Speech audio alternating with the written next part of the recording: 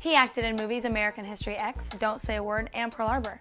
You may also remember him as a guest actor on shows like Martin and Family Matters.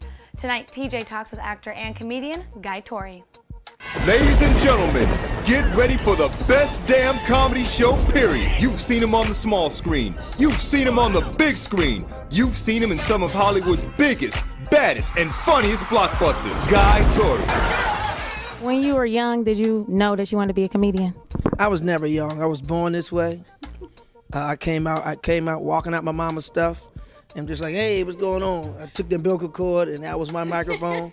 And her booty was the speaker.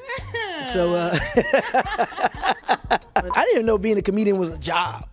I mean, I did it for free in school all the time. I mean, when I first started doing stand-up, I felt guilty for taking them checks. But then I got over that real quick. You were in a film called Life, speaking to Eddie Murphy. He was in it, Bernie Mac, Martin Lawrence. How was that experience for you?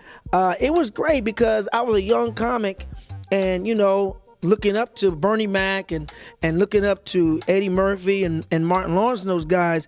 I felt like, a young, like a young Kobe Bryant getting to play with, Shaq and Jordan and, and Moses Malone and those greats, So I felt like, I respect your game, but I'm bringing something to the party too, So it was like that because, and at that same time when I was shooting Life, I was hosting the Kings of Comedy tour. So me and Bernie would shoot, Life during the week. And then on the weekends, we'd go out and do the Kings of Comedy tour and just being on the road with those guys, for 52 dates for basically a year and doing stand-up night in and night out. I really, really, really learned a lot.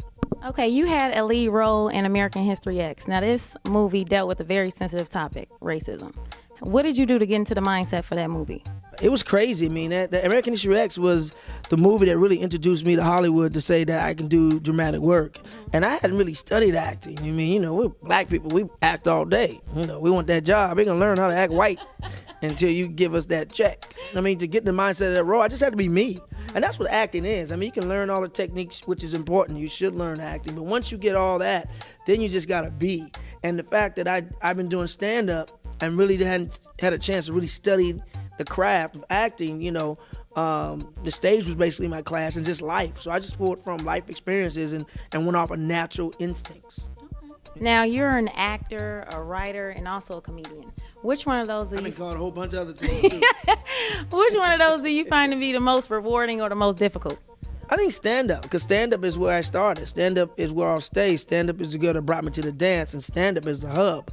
All the other things, are branch out from the hub. So the hub will always be stand-up. I don't have to worry about other actors, directors, producers, studios, all in my ear telling me what I can't say and what I can say. I'm unfiltered. So stand-up will always be the best because I ain't got to deal with nobody else but me.